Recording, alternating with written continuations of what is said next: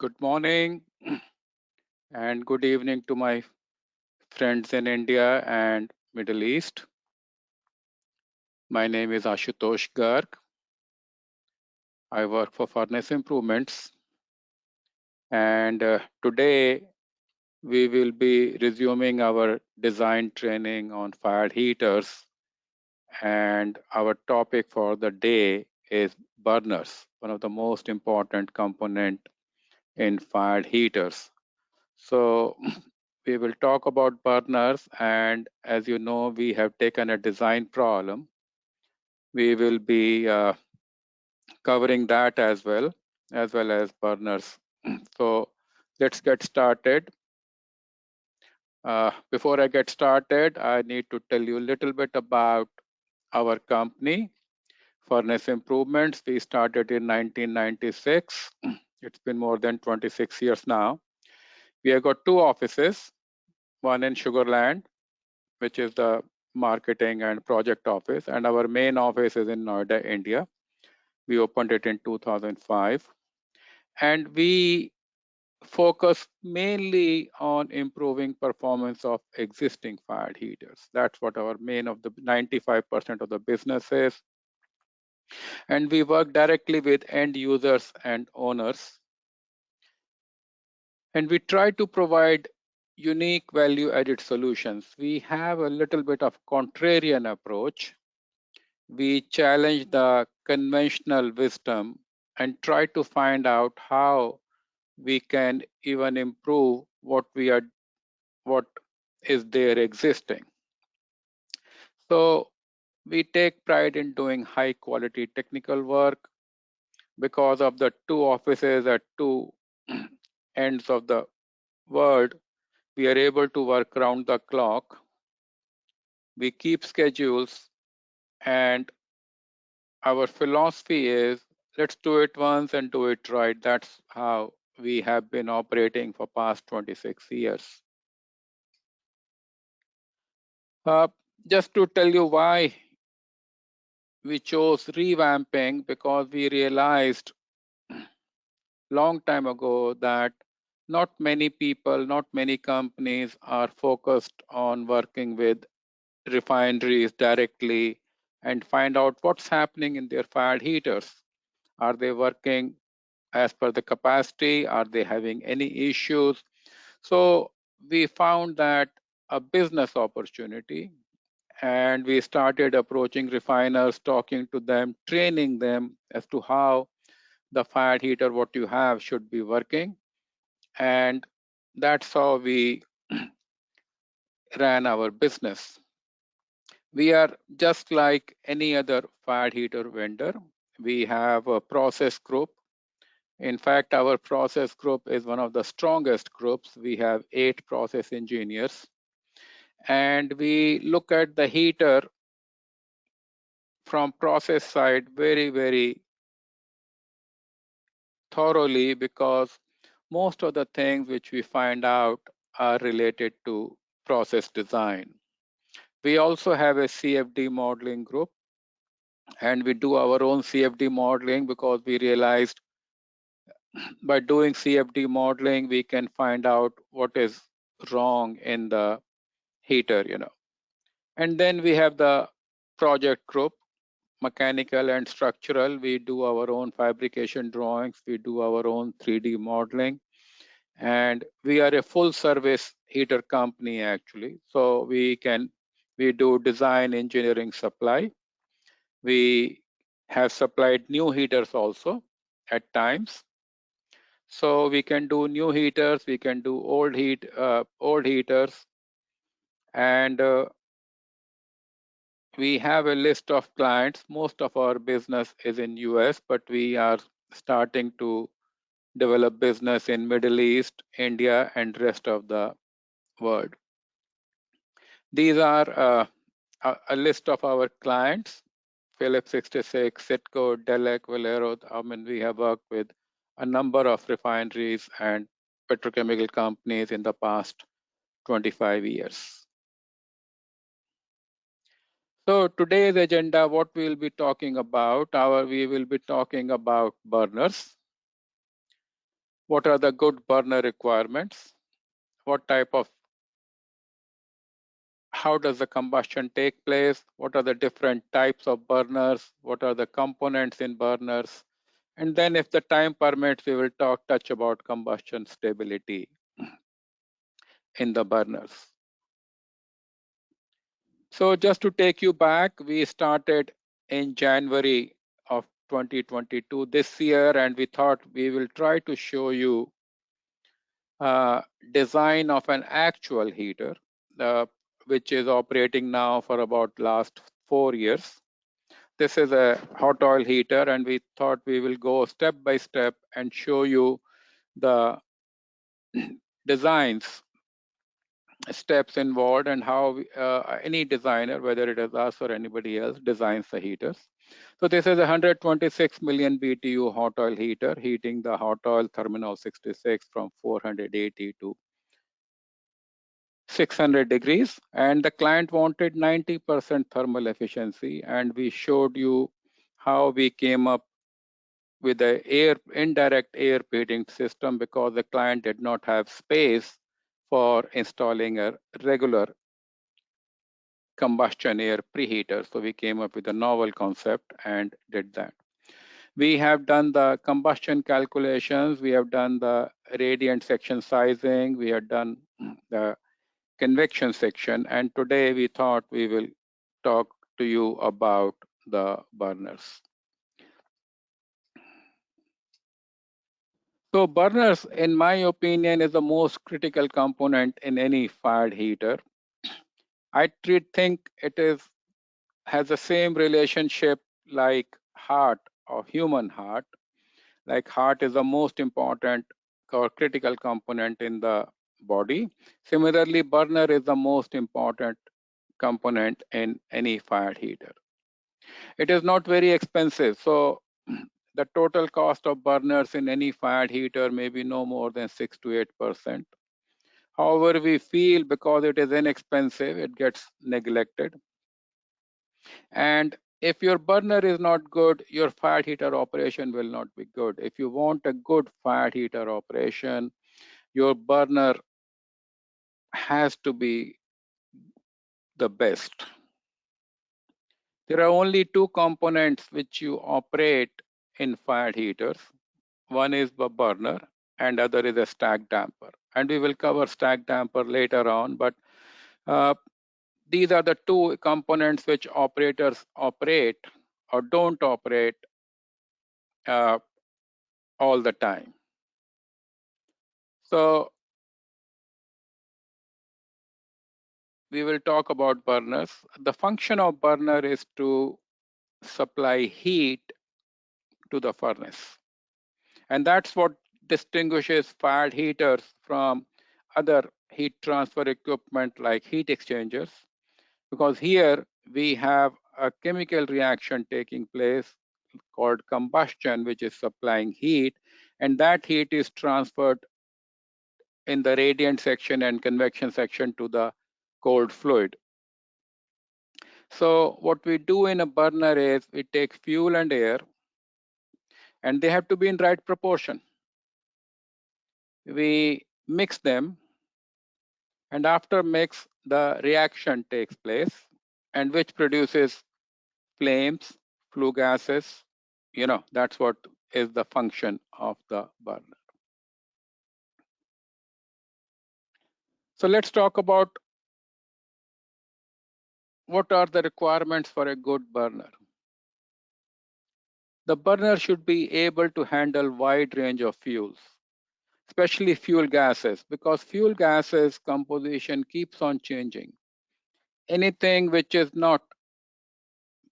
cannot be processed but has some heating value is dumped into the fuel gas header. So fuel gas composition in a refinery keeps on changing all the time. And because of that, we want a burner which is very versatile and can handle wide range of fuels. Next is safe ignition, very, very important. You want to have safe ignition or start of combustion process. Maintenance, again importance, because if your fuel gas tips get plugged, then you should be able to remove them and clean it up.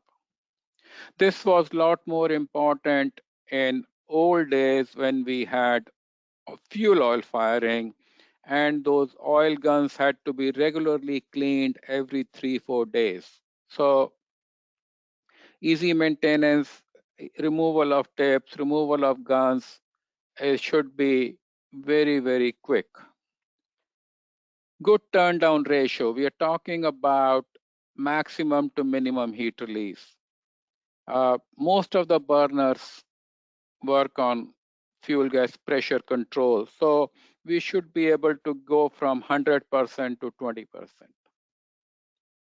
Well-defined flame pattern, again, very, very important. You want to see a flame which is well-defined. You don't want flames all over in the firebox or in the radiant section. Also, you want efficient combustion.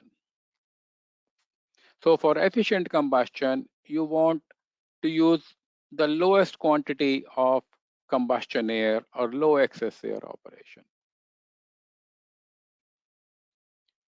Low noise. Noise is a big issue, and especially the combustion noise. And we are all talking of hydrogen burning now, and hydrogen will produces the most noise. So it will become even more important. And you want to keep the noise levels below 85 dBA. Low NOx emissions, again, this is the main change which has taken place in burners in the last 50 years.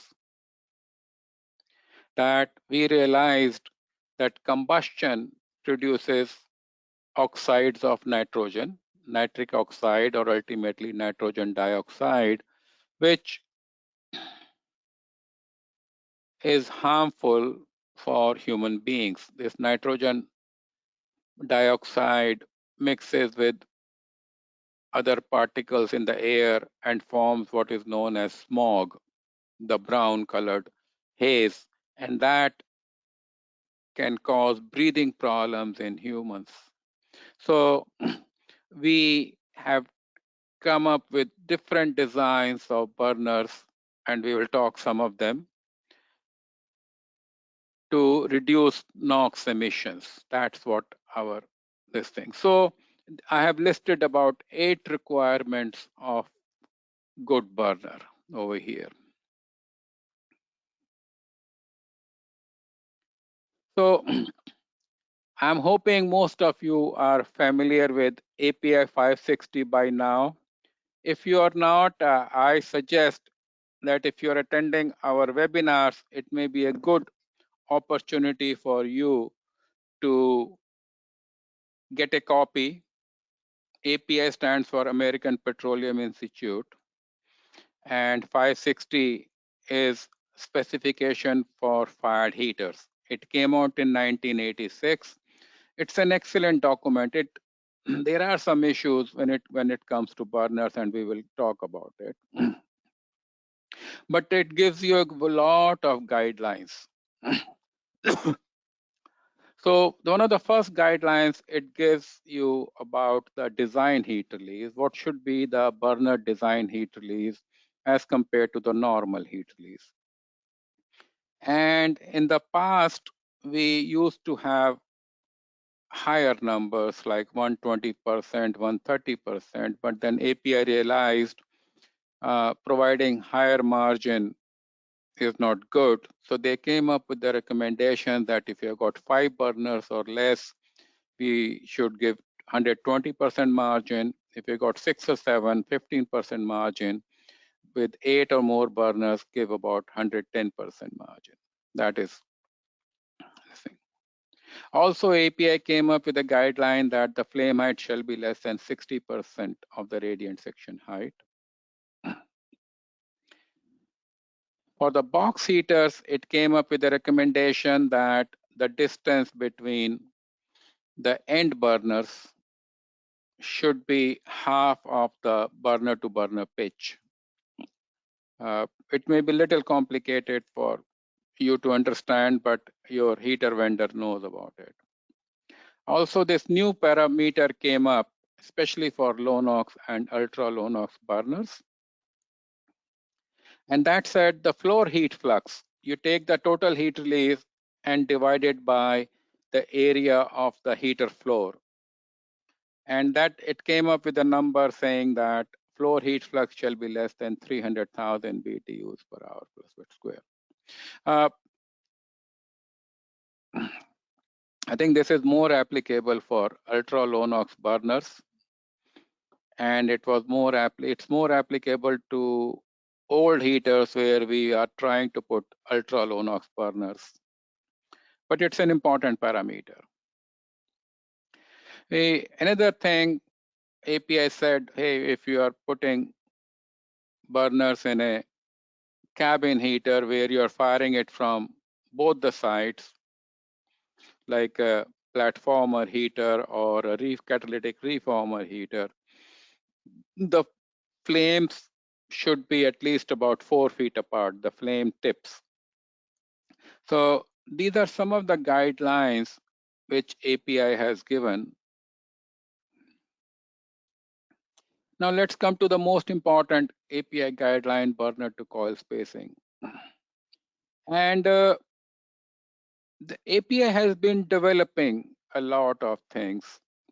What happened was most of these recommendations in API has come either from clients or from burner vendors or heater vendors. That's how they have been aggregating all their heater knowledge and putting it in API 560.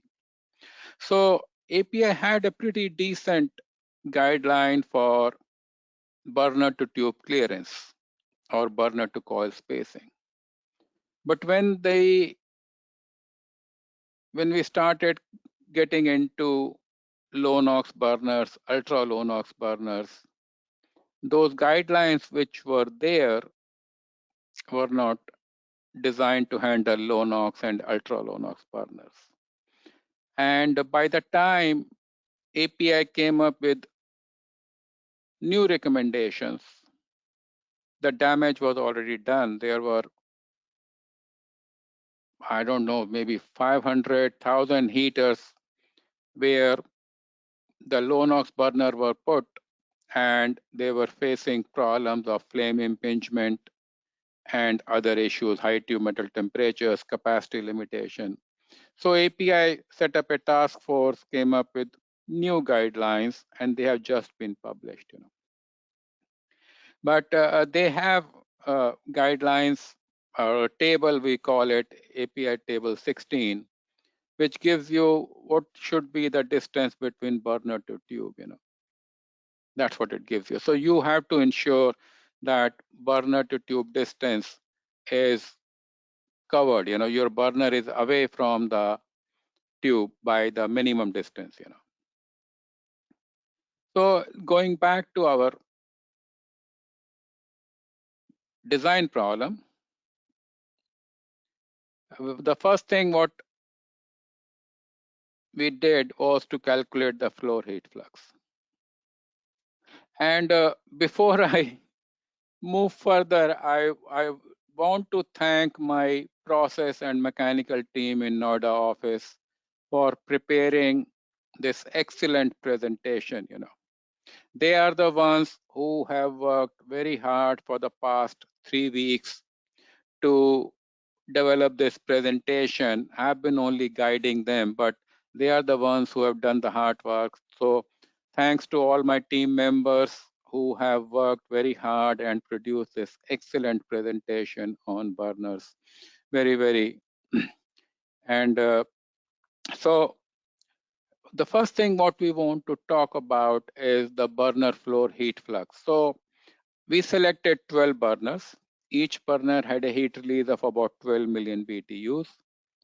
The tube circle diameter we had already fixed. If you see my previous webinars, we came up with a number of about 27 feet. So the floor area is about 560 square feet, and the burner floor flux the burner floor heat flux, what we calculate is about 250,000 BTUs per hour plus foot square. So what all it tells us is that we are below the API limit. So it's a good selection of radiant section.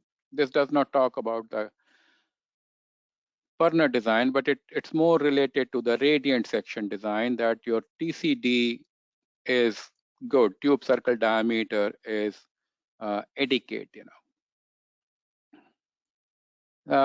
This is the famous table 16, which gives you burner heat release and gives you the burner to minimum coil clearance. And it tells you at 10 feet, there should be 3 foot 9 inches. At 14 million BTUs, you should about 4.5 feet. My team has done this linear interpolation, So what we were required to do was to keep about 4.3 feet. What we actually kept in the design is much more. We kept about 7.4 feet clearance. So additional clearance gives you safer operation and avoids flame impingement. We did it for a number of burners, and we want to show you over here. We could have used 8 burners, we could have used 12 burners, we could have used 14 burners, or even 16 burners. And what we are trying to show you, my team is trying to show you, is if you go with 8 burners, the heat release per burner goes up to 20 million BTUs.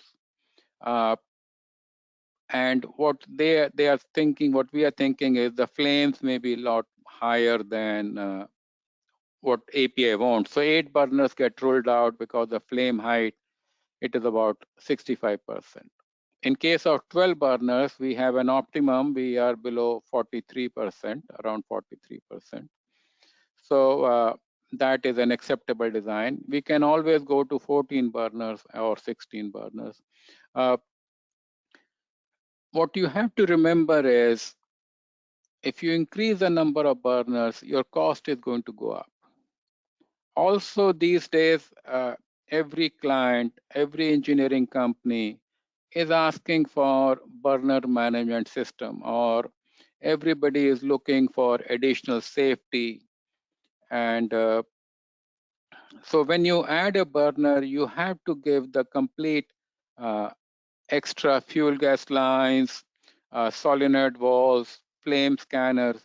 And so if anytime you add a burner, you are looking at about, by the time you add everything, is about $100,000 per burner. That's a cost of additional burner, fuel gaskets, pilot burner. So what happens is the heater vendors want to be competitive.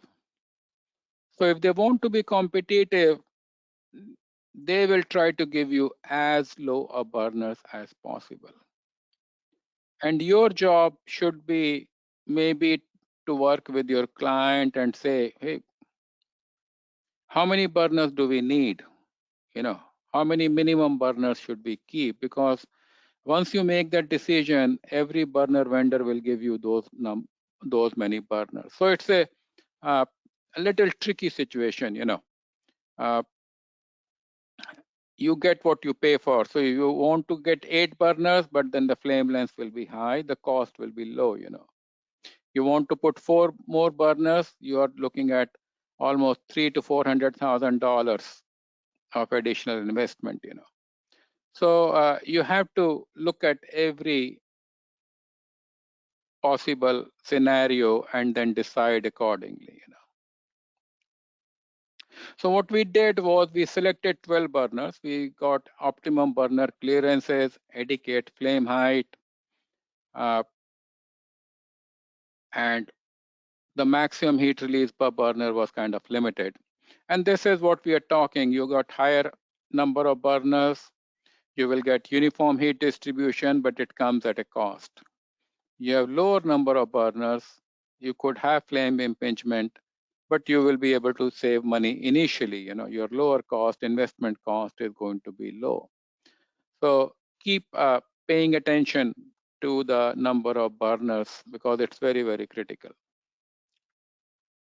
So just to give you the layout of the vertical cylindrical heater, what we had been talking about, we put 12 burners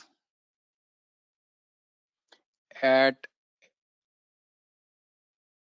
about 12-foot burner circle diameter. So we were able to keep almost like 3 feet distance between the burner to burner centers. You can see over here. And then we had the burner to tube clearance was about 7 foot 5 inches. That's what we kept over there. So this was our burner layout. This is about 27 feet diameter. So that's the burner for a vertical cylindrical heater, which we designed. So another thing which we have been advocating or recommending to all our clients is using our inclined firing technology in all the vertical cylindrical heaters. Because what we found over the last, I would say 25 years, I've been in industry for more than 47, 48 years. In 2 years, I will be completing 50 years. So what I found is, or what we found is that high tube metal temperature is the biggest problem in fired heaters. And anytime you have high tube metal temperatures, you will get into coking, you will get into tube ruptures. You can have lots and lots of issues. And most of the high tube metal temperatures is caused by localized flame impingement. So in our philosophy, we think burner to tube clearance is a very important parameter. Now, if you have a heater which is already built, you cannot increase the firebox size. Now, actually, it's already built. So what do you do? So the best solution, what we came out is you incline the burners at an angle. That's what we suggest. Let's put a burner at about 5 to 7 degree angle. And what it does is it moves the flames away from the tubes. And what our experience is in the past 10 years, we have implemented in about 12 or 15 heaters this technology, that the tube metal temperature goes down by about 100 to 200 degrees Fahrenheit or about 60 to 100 degrees centigrade actually. And that makes a big difference in the operation of the heater. We have a crude heater which was coking every year or every 18 months. We put burners at an angle in that heater. That's the only modification which we did. And that heater has been running for about 5 years now. So what we find is, and this just does not cost extra money. It does not cost uh, a whole lot because all we are doing is inclining the floor and putting the burners at a very slight angle. You don't even know it that we have put it at an angle. So that's another technology we implemented in this heater. And you can see over here, this is that CFD model of this heater, the hot oil heater. We did it, even though it was not required, but we still did it to ensure ourselves. And you can see the flames are in the center and the hot flue gas zones are in the center, radiating uniformly to all the tubes in the periphery. The flames are in the center. So it made a big, big difference, made a big, big difference in the operation. That's what you see the burners, the proper arrangement can do to you. So we put the burners, and this heater has been working satisfactorily, I believe, for about 4 years now. Now let's get back to our burners and see what we can cover now. So let's talk about the important issue, which is combustion. how does the burner perform its job or combustion, So the first function is, you want to do combustion, you want to have fuel and air. So fuel in the burners is supplied by fuel gas tip or fuel oil tip. That's a function of the fuel gas tip. It measures the fuel and supplies the right amount. That's a function. So once we have the right amount of fuel, you want to supply the second ingredient, and that is air, combustion air. So that amount or that quantity is controlled by air registers or burner damper. That's basically uh, how we ensure that by having properly controlled air registers, properly sized air registers, we will get the right amount of combustion air. So once we have the fuel gas and combustion air, now the next thing is very, very important. We talk about mixing. You have to mix air and fuel gas or air and fuel oil. And that function is carried out by burner tile. Burner tile acts as an orifice and provides the mixing, once the air and fuel. And once we have the mixture, now we need to provide a source of ignition, to start the flame. And that function is done by a pilot burner. So pilot burner again plays a very, very important role of providing a steady source of ignition, pilot burner. And once we have formed the flame, now you want to stabilize it. And that stability function is carried out by the burner tile. So you can see each component in a burner plays an important role, whether it's a fuel gas tips, whether it is a burner tile, air registers, they all need to be designed properly. They all need to do their job to get the good flame, what we are looking for. So one of the things I want to talk about is mixing. Air and fuel mixing is very, very important. And mixing can take place if we have energy, we need energy, mixing energy. And we have got two sources of energy. We have combustion air we can use, or we can use fuel gas pressure, or we can use both. And the better mixing will give you shorter flame. Poor mixing will give you long, slender flame. So you can decide what you want to do.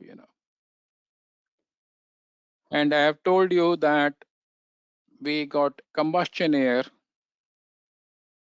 and normally in natural draft burners, the air pressure or air velocity or combustion air energy is very, very limited because we are drawing combustion air from atmosphere. So we don't have too much energy available. So what we do is we use fuel gas pressure or fuel oil pressure to create mixing in natural draft burners.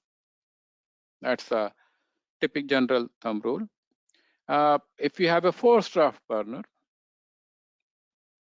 we can use combustion air pressure as well as the fuel pressure. So you can have a better mixing in forced draft burners as compared to natural draft burners. And the better mixing will give you shorter flames, but it also gives you higher NOx. So it becomes a challenge. What do you want to do? You want shorter flames or you want lower NOx? And that's what we will discuss further actually. And that's basically what changed the complete burner industry in the past 50 years. Everything what we had learned for the past 100 years in combustion, and that was good air fuel mixing, had to be undone, had to be because it was producing so much NOx that burner industry had a challenge how to produce ultra low NOx burners. And we will talk about it. But this is, if you want a good flame, you have to have good air fuel mixing. So what is our next step? For good mixing, you use fuel gas pressure. And our recommendation is for fuel gas pressure, if you are using, you use about 20 to 30 psi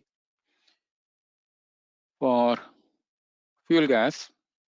If you have fuel oil firing, you use about 80 to 120 psi. Low fuel pressure will provide you with low energy and also will limit the turn down.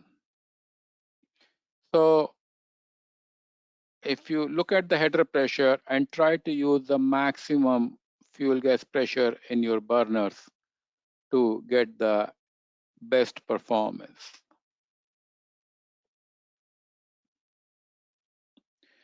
So as we know, the fuel gas composition never stays the same in a refinery. Generally, the engineering companies or clients will provide a whole range of compositions, fuel gas pressure, fuel gas compositions, what they think they will be burning. And we supply those fuel gas compositions to the burner vendors. And burner vendors generate a heat release curve.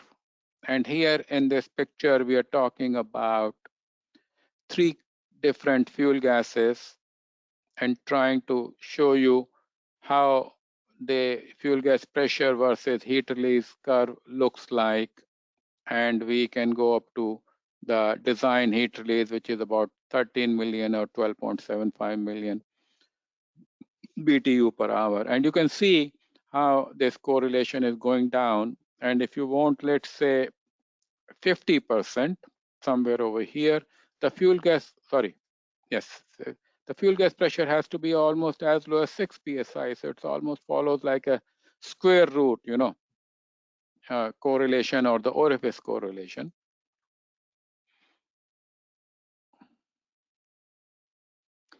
So for natural draft burners, we already talked about it.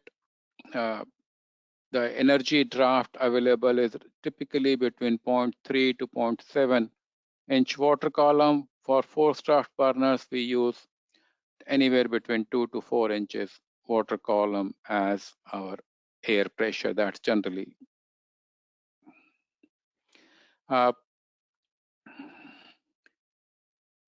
We talked about the minimum amount of combustion air we want for completing the combustion reaction. And that is more from the efficiency perspective. So if you have a natural draft burner, gas fired, you want to keep about 10 to 15% excess air. If you have a forced draft burner, you want to keep about 5 to 10% excess air. So 5 to 10% excess air results in about 1 to 2% oxygen. That's how low you want to go in O2 in your fired heaters. 10 to 15% is about 2 to 3%.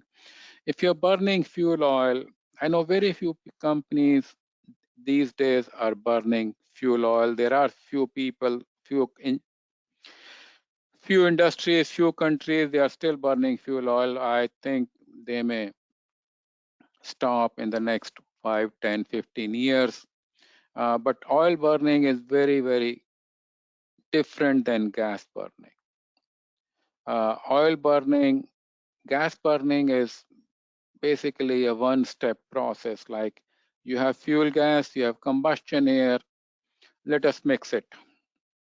But you cannot do that with the fuel oil because fuel oil is in the liquid phase, combustion air is in the gas phase. How do you mix liquid and gas? It doesn't work. So fuel oil burning is a 3-step process. And that's why it becomes a lot of complicated. So let's talk about the 3 steps in fuel oil burning. The first step is you want to break fuel oil into very, very small particles. And that process is known as atomizing. You basically are generating atoms out of fuel oil or small particles. So we do it 2 ways. We do it either by using pressure energy or by using an atomizing medium, which is generally steam in the refineries. Some people use high air pressure also for atomizing, but most of the time in refineries, we use steam. And before we even do that, I forgot one important step is in order for us to use fuel oil, we have to heat it up. Fuel oil needs to be heated up so that it can start flowing as a liquid, and then it can be pumped, and then it can be broken into small particles. Because for breaking into small particles, we need a viscosity of around 25 to 35 centistokes. That is the viscosity of fuel oil which is needed. So fuel oil can be preheated uh, all the way up to about 200 degree F or 300 degree F. I know we did a project long time ago in India where we were burning vacuum residue, and we had to preheat oil to almost like 500 degree F. That was how viscous that oil was. So once we atomize the particles, then we had to vaporize because that is still liquid. So we have to supply heat. And where do we get the heat from? And that heat is supplied by the burner tile or by self-sustaining combustion reactions. So you vaporize it, and then you want to mix it, and you want to mix it before the fuel oil gets converted into carbon. You don't want to crack it and convert it into carbon, and that carbon will turn up as a soot in your stack. So we are very lucky these days that everybody is burning fuel gas, but I have seen days early in my career where we are really burning fuel oil. And I will never forget a day when I was doing some burner testing in Okla, and there was a fuel oil leak and my white shirt turned into black. That was a real life incident. So oil burning is very, very difficult. And hats off to all the operators who burn oil in their furnaces. It's a miracle, very different, but it's been done and done. Who knows, we may have to go back to oil firing, but I don't hope so. So let's talk about turndown operation of the burners. It's a very, very important parameter. You want to have a lot of flexibility in your burners. So we start from maximum to minimum, and that is called turndown ratio. For gas-fired burners, we can easily achieve 4:1 or 5:1. Like we can go down up to 20-25%. And the benefit of turndown ratio is that you don't need to shut down burners when you are operating at lower capacity. Let's say you're operating the heater at 100% and suddenly you want to go down to 50%. So you just go down to 50% without changing anything, You don't have to shut down burner. You can even go down to 25% without shutting down any burner. So you have that flexibility which you build in gas-fired burners.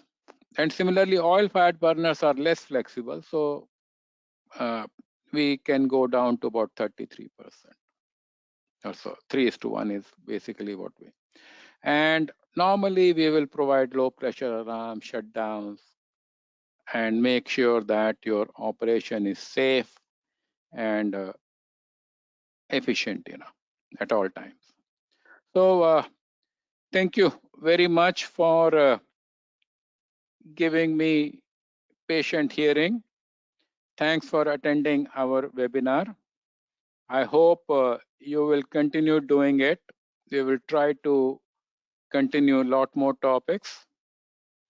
And if you have a fire heater which needs some help, we are always there to help you improve the capacity, improve the operation, improve the emissions, improve the run length, reduce coking. So give us a chance if you have a fire heater, or if you are in the engineering E&C company, we can help you specify the best fire heaters and get the best heater for your clients, So, all right. Thank you all very much. And we look forward to seeing you next month. Bye.